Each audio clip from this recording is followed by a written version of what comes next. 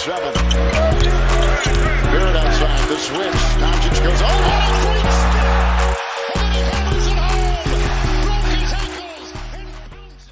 When you think of great fashion, awesome, unique hair, someone who doesn't care what people think, someone just that has crazy confidence, an amazing work ethic, generational athleticism, a generational talent, you think of Jalen Green. Jalen Green, I can't wait to talk about him. He's had an amazing second half of his rookie year. A lot of people were calling him a bust early on, but you have to think back when he played for the G League Ignite program with a Jared Jack, competing up against those types of guys in practice. Jared Jack, NBA veteran. Amir Johnson, NBA veteran. Like, he got to experience what adversity feels like. Like he started to get that feeling like, yeah, I'm going to struggle in the NBA. These guys are a lot more physical. These guys are grown men. So at least he was prepared for the adversity, and he handled it very well when it came to his rocky start or shaky start to his first year being a rookie for the Houston Rockets, being selected second overall. But he did a great job learning from those guys, overcoming adversity, watching back the film, and he actually ended up finishing off the season very strong. And now we're seeing that with the Houston Rockets. We're seeing that with the Houston Rockets. You could say he was out of control, he was inefficient, his shots were not falling at the very beginning, but then you could also say Steven Silas, his offense isn't great, they weren't running enough dribble handoffs, they weren't really putting him in the position to be successful, and they weren't playing throughout his strengths. But there was just, I'm not going to say he looked uncomfortable, but a lot of things just looked rushed, and I understand that. He was known as kind of like a raw player coming out. There was a reason he wasn't the first overall pick, and there was a reason he was known to be the high upside type of guy and the highest chance of busting, because his game's not as refined as Cade Cunningham. Even though you could say if Jalen Green had a refined game or a more refined game coming out, you could say he would have been the number one overall pick over Cade Cunningham. But Cade Cunningham, no doubt about it, deserved to be the number one overall pick, and I think they're both going to be fantastic players down the road, and they already are on pace to be fantastic players like as soon as possible. So, yeah, there was kind of that speculation. Oh, the Pistons have Jalen Green higher on the board, but I thought it was all nonsense. They were going to take Cade Cunningham. At one point, I was like, maybe they might take Jalen Green and all that, but they're both composed individuals, but they both have that, or Jalen Green has that X factor. They both do. Just don't come at me, Pistons fans. They both do. He just has that X factor. He has that excitement of what a potential future superstar, all-star could be. I'm not saying he's going to be a superstar. We don't even know if he's going to be an all-star yet. At the end of the day, he is just a rookie, but he has shown insane flashes of what difficult shot makers, some of the best players in the league do, and he hits insane shots, and he just has that must-see television type of play style. Sometimes it can be erratic, yes. We saw that at the beginning of the season. He turned the ball over. You could say one of his weaknesses, he needs to be more efficient with his dribbles. Sometimes he can just be dribbling in one spot and it's not effective at all, but his dribbles are starting to become a lot more effective. But when I'm talking about must-see television, he's a natural scorer of the basketball. He's not even at his ceiling. He's not even close to being fully developed. He's still growing into his body, but he is still just, he's just natural when it comes to scoring the basketball. He has that snatch back like a Zach LaVine, a Bradley Beal when performing off the dribble. He has that step back. And he has that difficult shot making ability. We know he's an insane athlete. Generational type of athlete, head above the rim type of athlete, throw him lobs, just seeing him throw it down in transition. So he has high elevation on his jump shot. He could be smothered in the corner, top of the key. He could be in one of the worst spots possible out there on the floor, and he's capable of knocking it down. You just can't doubt him when he's pulling up for a jumper and he's smothered, because he has such great high elevation, and he just is really capable of getting a shot off from any spot out there on the floor, any personnel on him. And I've seen sites that say 6'4", he's 6'6", but when I looked it up, he's a 6'7" wingspan, not a crazy wingspan.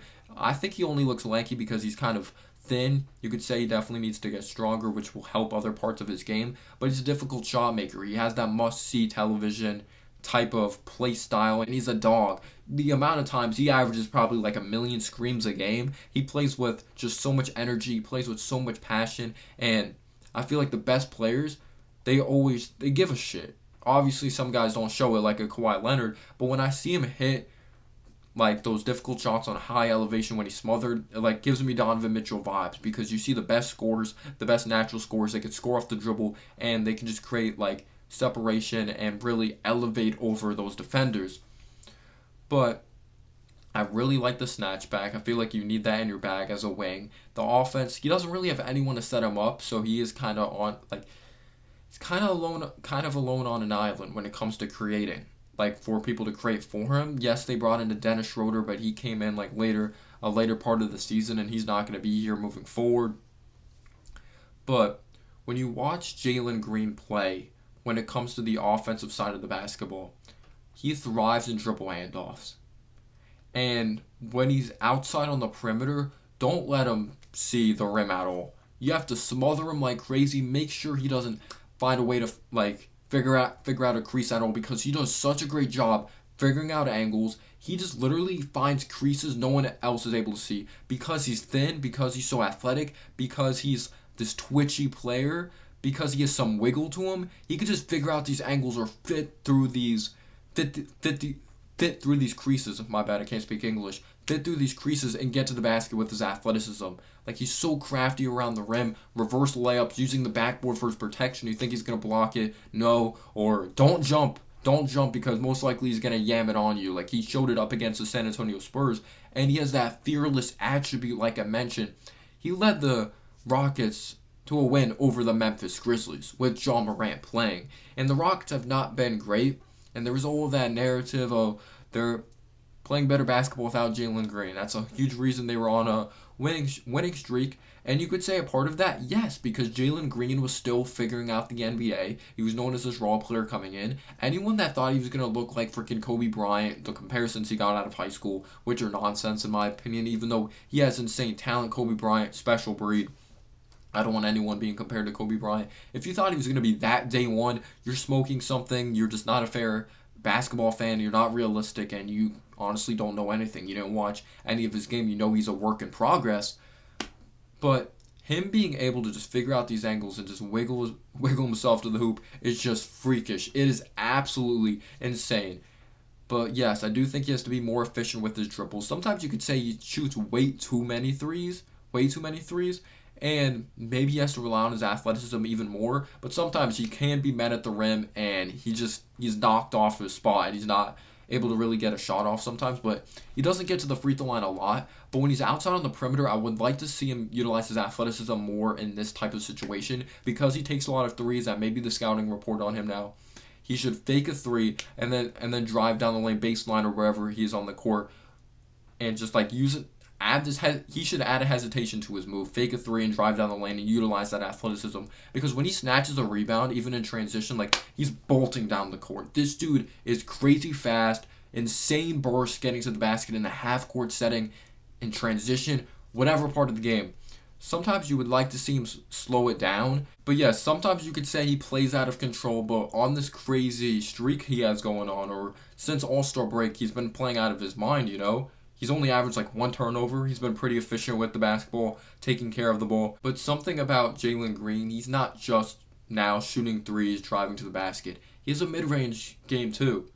And one of my favorite shots, I don't know how he knocks it down. He's just a difficult shot maker. He's just built like that with his elevation, with his set point. I love when he utilizes a screen, or he's just able to get to his spots. He's way different than DeMar DeRozan. He shoots a lot more threes than DeMar DeRozan.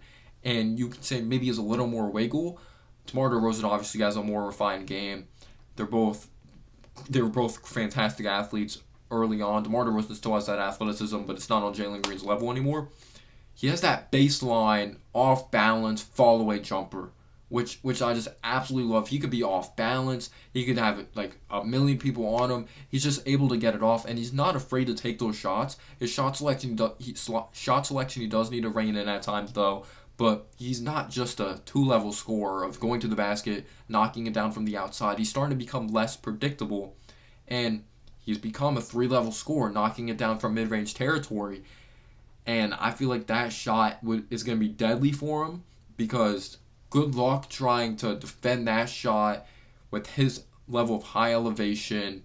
He has a pretty quick release when it comes to mid-range territory, and he's a very decisive player. He's not someone that hesitates a lot. He's going to look to get his right away. But a lot of people love stats out there, so I wanted to give you guys an insane stat. I read it today.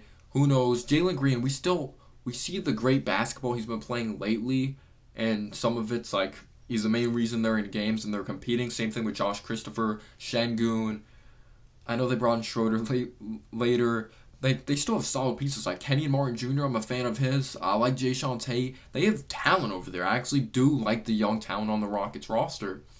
But Jalen Green has scored lately 4 straight 30-plus point games. There's been only 2 other rookies that have done that in NBA history, and that happened years ago. The only 2 players to do that, besides Jalen Green, 4 straight 30-plus point games as a rookie, Michael Jordan and Allen Iverson. Who knows? Jalen Green may end up being the player like, wait, who's Jalen Green? Oh, he was a bust. Who knows? That may end up happening. I don't think that's going to happen. I think his work ethic's too great, and he's way too talented to become a bust. But that is fantastic company, and I don't want to hear he's only doing it because high volume or because he's on a bad team, he's going to get shots and all that. Then why hasn't any other player done that? We've seen LeBron James. Why didn't he do that? I'm not comparing him to LeBron James. I'm not saying he's going to be LeBron James. But why didn't LeBron do that? Why didn't Zion do that at the beginning? Why didn't they go on to do it? Like, that's freaking impressive. For you to score 4 straight 30-plus point games. And yes, you could say it's on high volume, but his last game he showed it was extremely efficient. Like, he has that it factor to him. And I know some people, they're just going to be like, yup, he's going to be a Hall of Famer. You just see it right there. Like, Allen Iverson and Michael Jordan. Like, now he has to be that. But Jalen Green had an extremely great March. Obviously, he's been off to a good start when it comes to April. In March, 20.8 points per game, 3.4 assists per game, 3.6 rebounds per game, 76.6% from the free throw line. He's shooting 80% from the free throw line this season. He's shooting 48% from the field, where he shot 48% from the field for that month. 39.7% from 3 on 7.4 attempts per game from beyond the arc. And like I said, I knew the shot was going to come. You don't shoot 80% from the free throw line for a season on accident, even though you could say it's on a low sample size. And it's hard to get calls as a rookie. For someone that explosive and someone that gets so high in the air, I think people just step out the way, or they're like, yeah, I know I'm going to foul him because if I go for the ball's going to be way above the rim, so I'm just going to end up hitting his arm. So it's kind of just like, yeah, he's taking off. Like, watch out. And he's doing that in 33 minutes per game, and they're competing as well. And he also had a good January. He averaged less points. He averaged like 16.6 points per game, but he still shot like a solid 44% from the field. He shot it decently from beyond the arc. And he was also getting off to a good start in December, but then I believe he went down with an injury. He had like back-to-back 20-point games where he was pretty consistent, where he got off to a solid start in December, and then he went on to get hurt. So he's had his setbacks with injuries, just being a rookie in general. There's going to be adversity that comes with it. You have a young coach. You have young talent around you. It's going to be hard. You're going to get off to a rocky start. There's the expectations that come with it. I'm sure he doesn't really care about that, though. Like, he's built for it, in my opinion. So now getting into his playmaking, this was a big part of Jalen Green's game. People were like, that's a deficiency. And Jalen Green got off to a rocky start with it. I thought he made questionable decisions with the basketball. He made the wrong read. He would see someone open inside, and then he would just make the wrong decision and throw it in traffic and kind of just telegraph his passes, which I see a lot with rookies. Even Cade Cunningham, he's a good passer. He's still have stupid turnovers. Just everyone has stupid turnovers at the end of the day. It's a part of basketball. I think turnovers, unless it's in a big-time moment, they're not overrated. But as long as you don't turn it over when it matters most, but you see the best players of all time, they turn the ball over. LeBron James, doesn't he lead, like, in NBA history, turnovers? Luka Doncic turns the ball over like crazy. James Harden turns the ball over like crazy, or turns the ball over like crazy. Some of the best players in the league turn the ball over, and it just comes down to you having that short-term memory. It's such a fast game. You're going to make mistakes. It's a reactionary type of game. You shouldn't be thinking that much when you turn the ball over. Just next play mentality. But Jalen Green, he's not some special passer of the basketball. He definitely is a shoot first, score first type of guy. That is his mentality. Sometimes you could have 2 people on him. He's not afraid to shoot the basketball, or he's still going to look at the basket. Sometimes you can't have tunnel vision when driving down the lane because he needs to recognize this. It's gotten better, But Jalen Green, you are an elite slasher. You are an elite athlete. You have that crazy potential around the rim. Most likely, another guy's coming to help because it's going to be difficult defending your speed or your athleticism one-on-one, so someone's going to be coming to help. And you have to recognize someone's probably going to be open outside on the perimeter. So I do think he has to get better recognizing that. But if he does lock that down mentally and watch back the film on a consistent basis, it's going to be scary. Because you're going to have to send help, especially if he gets stronger and grows into his body. You could still say he's thin. We're just going to help him out on the defense side of the basketball as well. But Jalen Green, he's capable of making basic reads. He's gotten better lately. But I feel like once they add more veterans in, he's going to learn. And Steven Silas, he's going to talk to him about that and all that. So it's still a progressing part of his game. But having that dribble penetration, when you become more and more when you become a better scorer more and more, defenses are going to key in on you, and it's going to open up your passing game even more. In my opinion, at least. I'm not some basketball expert, but his defense is also, you could say, the Achilles heel. And when I watched back the film, I saw it a lot of him getting abused at the rim when it came to dribble penetration. So he's 6'4", 6'6". One website says he's 6'6", another website, ESPN, says he's 6'4", and he's 186 pounds. He has some strength to him. Like, you see, he has some defined muscles, but it's not like he has a lot of mass. Like, he's strong, but there's not a lot of mass on him. And I feel like he is going to get better as a defender when he gains mass, and it's going to help him shut off dribble penetration.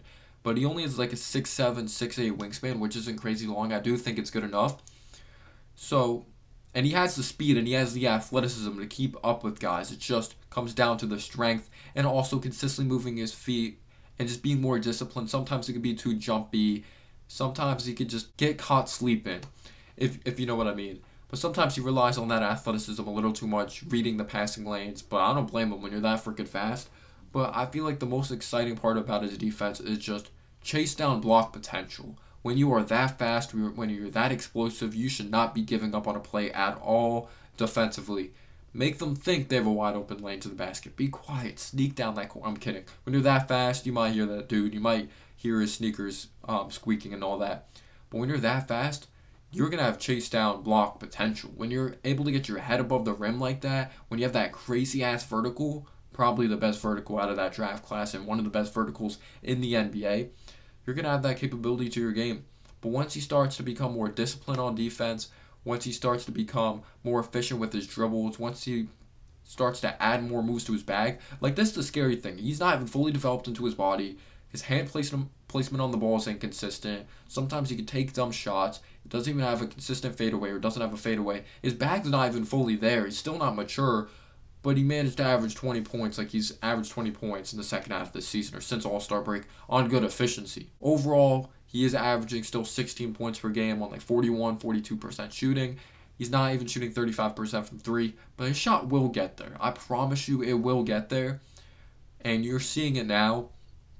And he's willing to learn. He has a good work ethic. He seems like a good dude. And the Rockets got a special one. Just wow. Let me know down below your thoughts. I really appreciate your support, and peace out, y'all.